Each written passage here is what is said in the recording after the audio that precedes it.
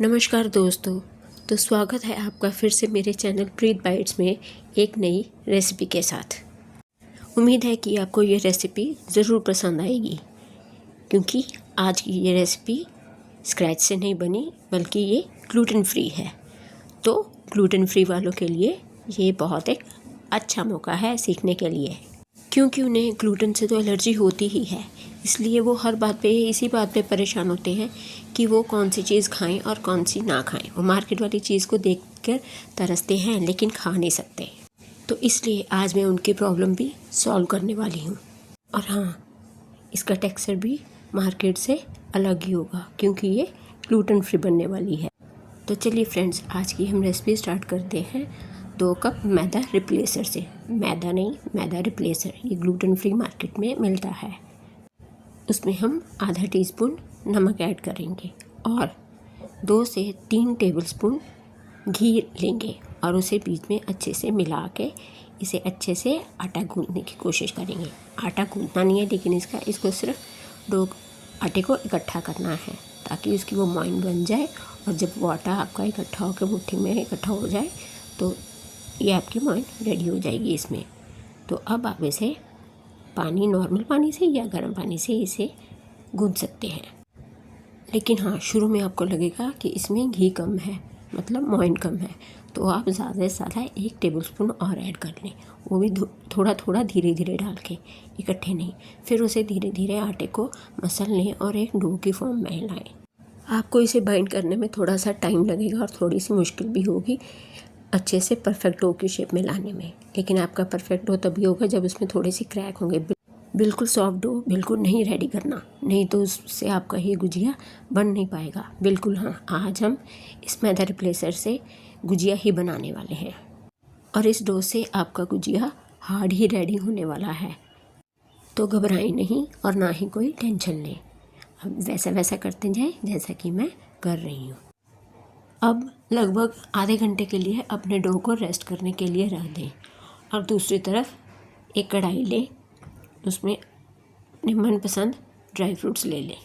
मैंने तो अंदाजे से ही 2 चम्मच मगज़ ले लिए, 2 चम्मच तिल ले लिए और थोड़े से बादाम ले लिए और उनको मैंने थोड़ा सा घी डाल के उसमें रोस्ट कर लिया। अब उसको जब वो रोस्ट हो जाए अच्छे से, फिर उसमें आप आधा कप के करीब डेसिकेटेड कोकोनट ज़रूर डालें और उसे ऐसे ही रोस्ट कर लें जब तक कि वो गोल्डन ब्राउन कलर के ना हो जाए। जब वो गोल्डन ब्राउन कलर हो जाए उसे निकाल दें। हो सके तो फ्लेम ऑफ कर दें, नहीं तो वो तब तक जल जाएगा निकालते निकालते। और अब अगर आपके पास ग्लूटेन फ्री सूजी है तो वेल एंड गुड, उसे आप रोस्ट कर लें। थोड़ा सा रोस्ट करके फिर उसमें अपने हिसाब से 1 कप के करीब बीच में दूध डालें और रोस्ट की हुई सूजी दूध में जल्दी से घुलनी शुरू हो जाएगी। और साथ में ही 2 टेबलस्पून मिल्क पाउडर डाल लें।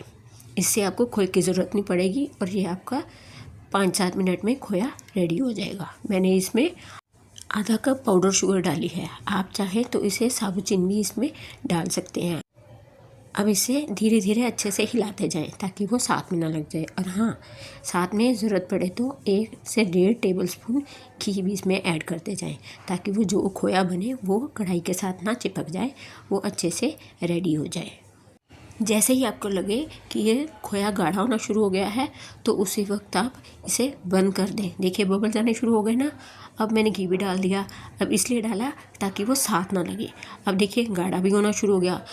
अब इस स्टेज पे आपको गैस की फ्लेम ऑफ कर देनी है और इसे धीरे धीरे हिलाना है और फिर इसे ठंडा होने के लिए रख दें। इस बात का ज़रूर ध्यान रखें कि जब यह खोया बना रहे हैं तो उसे मीडियम टू लो फ्लेम ही रखें, आंच को तेज़ ना करें। अभी आप देख ही सकते हैं कि अभी हमारा खोया घर में ही रेडी हो गया है, वो भी टेस्टी खोया जो मार्केट से हमने नहीं ख़रीदा। अब गैस फ्लेम को ऑफ़ करें और इसे ठंडा होने दें। अब दूसरी तरफ जो आटा हमने रेस्ट करने के लिए रखा था, अब उससे हम बनाना शुरू करेंगे उसकी लोइयाँ। अब इस आटे में से हम थोड़ी सी बड़ी लोई लेंगे जो कि रोटी उसकी फैल सके।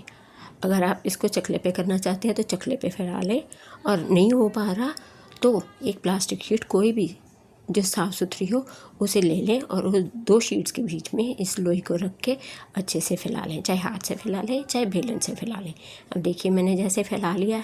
अब कोई भी कटोरी या कोई भी ग्लास ले लें, जिस शेप की आपको चाहिए उसी शेप का बर्तन ले लें। नहीं, आप इन गुजियों का साइज़ छोटा बड़ा कर सकते हैं। आप चाहें तो बड़ा बर्तन भी ले सकते हैं जिससे आपकी गुजिया बड़ी बनेगी।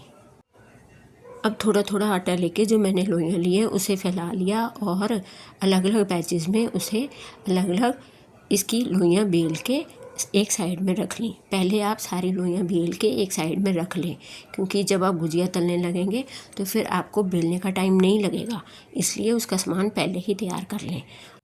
और इस बात का ध्यान ज़रूर रखें कि आपने जो लोइयाँ बेली है ना उसे आप गीले कपड़े से ही ढक के रखें, पतले से कपड़े से, सूखे कपड़े से नहीं रखें, क्योंकि वो तब तक जब तक आपका वो सामान रेडी होगा तब तक वो फिर आपकी लोइयाँ सूख जाएंगी और गुजिया आपका बन नहीं पाएगा अच्छे से।